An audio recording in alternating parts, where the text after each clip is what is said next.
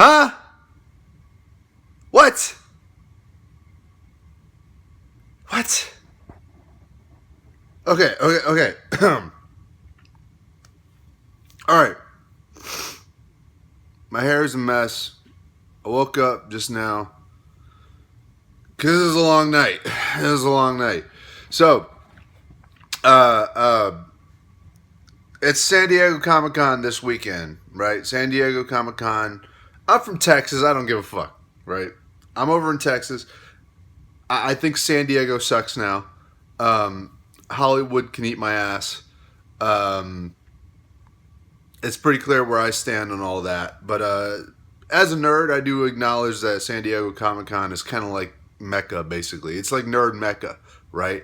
I want to at least at some point, I mean, if I can, right? If I can go celebrate San Diego Comic Con once in my life, because it's like nerd Mecca. That's the best way I can say it, right? It's like the holy, the holy kingdom of nerddom. So, from what I've been, from what I've seen, basically Hollywood has infiltrated it, and it's not what it used to be, right? Because I have Comic Cons here where I live too, right? Like I go to my own places near where I live, so that's why I don't really pay attention to a lot of it over there unless it's big news, like I'm about to address here. And the reason I started off with "huh" and "what" is because Marvel just pulled off one of the craziest things that I think I may have ever, like one of the craziest announcements I think I've ever seen. And that's because so today I was gonna make a Deadpool and Wolverine like spoiler review. I'm still probably gonna try and do it. Maybe we'll see. But last night I was thrown in for a loop, right? Like I saw Deadpool and Wolverine for a second time last night, and I came home and I was like, all right, what am I gonna put in my review? And then I got hit on social media with Robert Downey Jr. is coming back to the MCU, and I was like, yeah, I knew that was gonna happen. I knew it was going to happen, right? This killing Iron Man was so stupid, right? I mean, they should have just ended everything and rebooted from the beginning after Endgame, because once you got rid of Iron Man, there was the problem for you, bro. You shouldn't have killed off Iron Man. That was the biggest fucking problem. It was so stupid. But the greatest character arc in, I don't know, a 10-year-long character arc. It was crazy. Greatest character arc in all superhero movies was the Tony Stark journey in the MCU, in my opinion, besides maybe Wolverine's and the X-Men movies. So, I knew they were going to bring him back. I knew they were too desperate. They didn't have the balls to reboot. They didn't have the balls to recast. Which is what these movies should be like, right? Like the special thing about the MCU is it's got this interweave continuity, but that's only good for so long. And we saw that with Endgame, right? We saw that with the Infinity Saga. It's only good for so long. But comic books, if you actually read comic books, they have kind of a loose continuity. Not to say that their continuity is non-existent, because they do have a good continuity. But when I say it's loose continuity, not every story ties into the next one, right? The story arcs of comic books usually have a couple, 20, 30 issues, maybe up to 100 issues or so, maybe more, depending on, how much of that story arc is in it. But you have to designate it by, like, say, Earth 616 with, like, the Marvel Universe, Earth 1 with the DC Prime Universe. Like, you know what I mean? Like, it's with the whole multiverse thing and all the extra universes and side stories. Like, there's a loose continuity about what can be applied where, right? Like the Ultimate Universe, they designate it something to give you the idea that is a certain continuity for the characters. It's a lot like James Bond, like, right? Like James Bond, we see over the years has been played by multiple people, and therefore, basically, James Bond can be played by anybody. And so, well, as long as it's accurate to description of the book. But that's a conversation for another day. But basically, the continuity of James Bond is very loose, right? If you pay attention to that. And so comic books are a lot like that. And comic book movies can do the same thing. We don't need the same actor to play the same character over and over and over. And generally speaking, I lost my train of thought. Generally speaking, we don't need actors to reprise their roles over and over and over for the same character in the MCU or in the DCU or whatever, right? But the problem with that is that people see a certain actor and they get ingrained to that image. So when they see somebody else playing it, like for example, it's hard to see anybody else playing Wolverine, right? It's hard to see anybody else playing Iron Man now, right? Just because we've been ingrained for so long. That doing that feels like, recasting somebody feels like a reboot. But you have to treat it like James Bond, right? Where you can have the same cast members for something else, have Nick Fury still be Samuel L. Jackson, but Tom Cruise is Iron Man, right?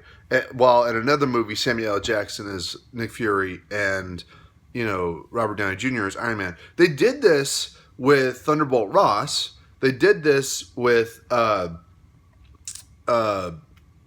James Rhodes, Rhodey, War Machine, right? It's not like it's impossible to do, right? Which is why I knew that Marvel didn't have the balls to recast Iron Man, and they were going to bring back Robert Downey Jr. What? Because then it was revealed that not only are they bringing back Robert Downey Jr., out of an act of desperation, let's be fucking real, it's an act of desperation, they're making him Doctor Doom. Huh? Okay. I personally, when I saw the video of the reveal, I was like blown away because I'm with other people on this. I like seeing fans happy, fans being happy. Now, if they're legitimately happy versus like if they're shills, right? Happy fans, always good to see, right? But if you're like a shill and you just clap at whatever, then it's just embarrassing. It's just embarrassing at that point. But watching the video was insane because people lost their minds. The internet is losing their minds as I film this video. And so basically, and I'm still trying to wrap my head around it, I wasn't expecting this at all. Robert Downey Jr. as Doctor Doom, I guess you either die a hero or you live long enough to become a villain. And I guess he did both. He did both. So it's pretty clear. It's pretty clear that this is a Doctor Doom from an alternate universe where Robert Downey Jr. plays him. I'm not sure I like that concept idea, but if this is a way of them turning around and doing what I just said is like, hey, doing it the James Bond style, then I'll be interested to see how it plays out. Because there's been hints like that in the past with for example, Michael Keaton playing Batman in one movie and then Vulture in another. But two different continuities, two different IPs, right? So, yeah, what's my take on this? I wish I could be more excited for the future of the MCU. Like, this is a big deal. Robert Downey Jr. could pull a lot of people back into the MCU for sure. But as Doctor Doom feels like such a weird, out-of-pocket choice. And it's definitely desperation. Even Deadpool and Wolverine screamed of desperation. This is them. They know they fucked up. Kevin Feige knows he fucked up with Marvel here after Endgame. And bringing Robert Downey Jr. back as Iron Man just admits failure. It just admits failure. So they decided to do the crazy thing and make him Doctor Doom. And so, not that it's necessarily a bad casting. It's just so weird that I still, to this, this very second, can't quite process why. Why Robert Downey Jr. as Doctor Doom? Are we going to see Robert Downey Jr.? Is this a diversionary tactic to get Robert Downey Jr. back as both Iron Man and Doctor Doom? Or is this just Doctor Doom? And are we going to have all the people in the MCU's continuity that know what Tony Stark looks like see Doctor Doom and be like, oh, okay. I don't get it. I don't get it. I don't understand. Maybe in time it'll be cleared up, but I don't know, man. We'll have to wait to see like Fantastic Four, which it's only taken 5 goddamn years to get to that point. You know, what was it? Announced in 2018 that Fox was having a merger. So you got 2018, 2019, 6 years. 6 years since the announcement of the Fox merger. They've had at least 5 years to get it going, right? And the first thing that Marvel did with the Fox stuff was kill off Mr. Fantastic and Professor X. So naturally, I felt kind of weird about Deadpool and Wolverine. Uh, and I still feel kind of weird because it's taken them forever to get to Fantastic Four. It's going to take them even longer to get to the X-Men. And you can fucking forget about that Blade movie, bro. You fucking forget about it. I think that shit's cooked. It's cooked, bro. They're done.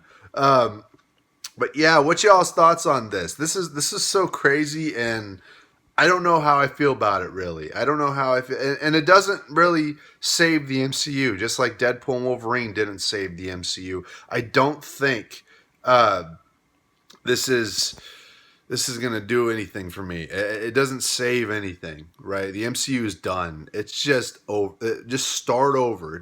Take your gimmicks into Secret Wars and just reboot it all. Just reboot it. And so, yeah. This was crazy though. So and we'll have to wait and see how it plays out. If you like what I heard, I am blown out here. If you like what you heard, please comment, share, subscribe, like all the fun stuff. Tell me what you think in the comments. How you feel about this, because this is crazy news. So y'all have a good day. This has been Isaac of the Dead. I'm gonna go back to sleep.